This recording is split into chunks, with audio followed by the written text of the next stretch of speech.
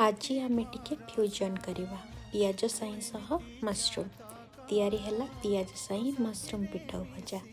पिठाऊ रे भल भाव कटा काटी पियाज को काटी मशरूम को काटी ताको हल्का मसला सह कम तेल रे तावा ऊपर क्रिस्पी भजा करवा।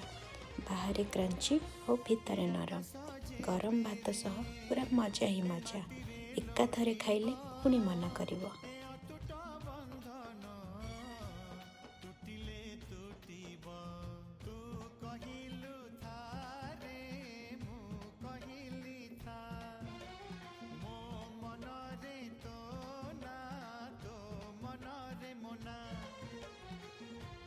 पक्षी मु पवन